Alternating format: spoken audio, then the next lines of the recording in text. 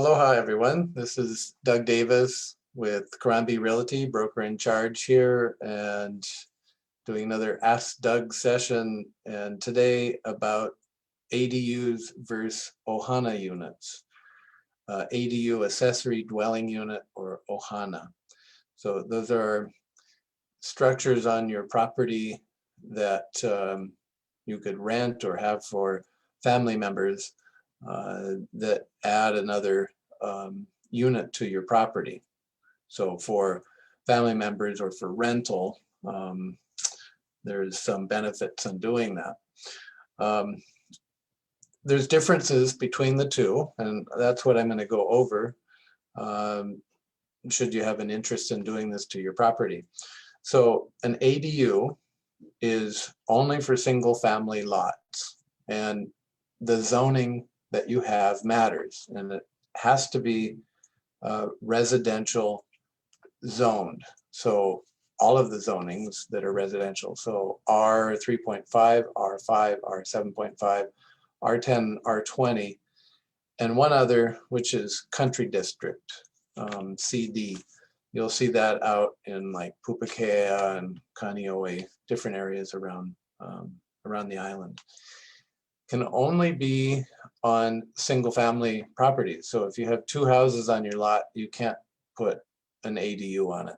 That you can only have your primary residence and then you add an ADU or an Ohana. It has to be just the, you can't have it on multi-family property.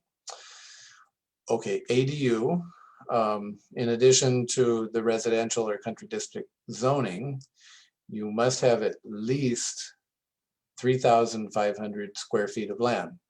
So you see tiny lots now, like in Kaimaki and older neighborhoods.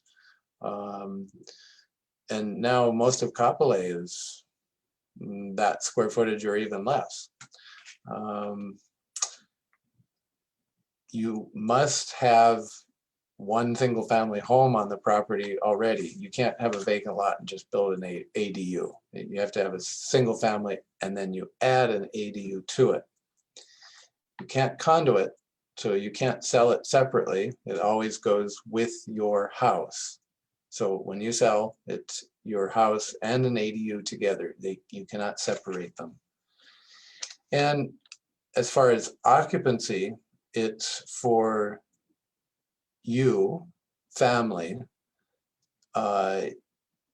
You can rent it, but you have to live in the other. So you can live in the big house and rent the ADU, or you can live in the ADU and rent the big house.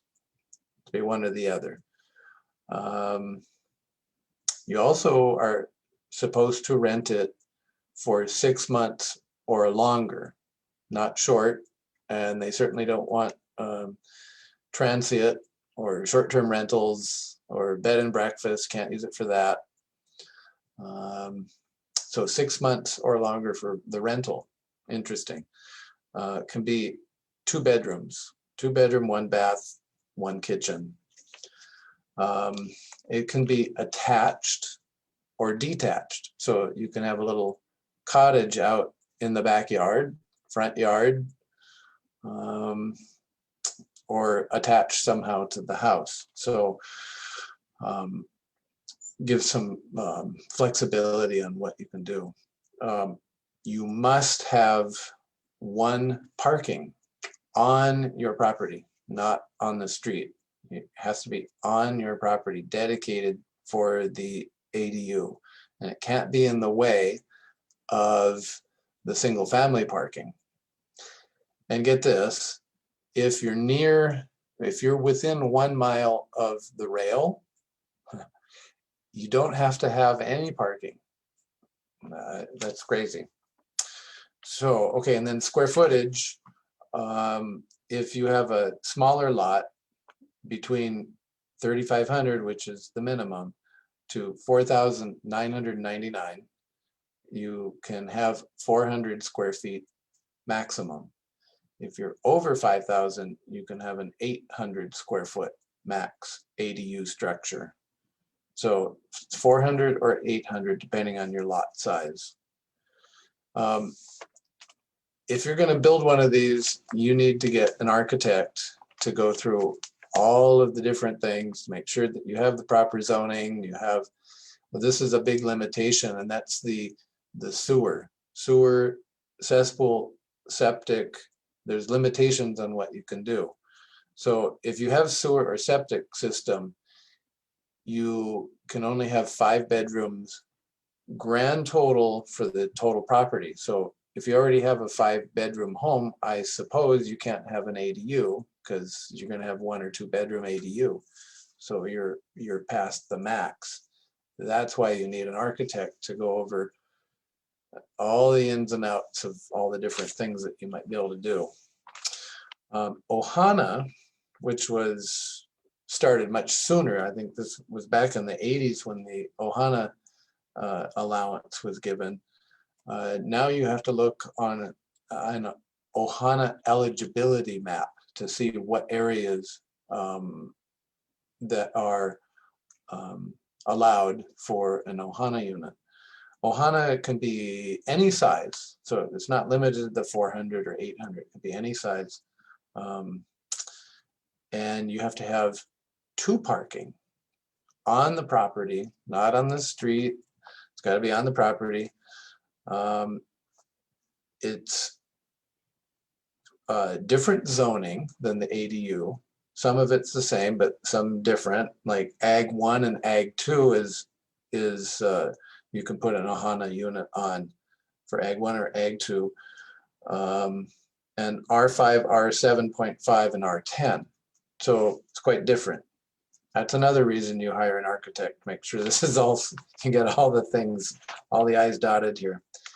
It has to be attached, although I saw some semblance that it might not have to be, but for the most part, they're supposed to be attached, and it's supposed to be family only. Ohana, your Ohana, only your family for occupancy. So there you have it, ADU versus Ohana. And there's lots more to it, but again, that's what you hire an expert for when you build something like this, or get your permit for it, or change it into an ADU, or change it into an Ohana. Could be very valuable to it. Lots of good reasons to have these. Increases the density. You can have family members there, someone to care for your kapuna, and you can live in one and be separate.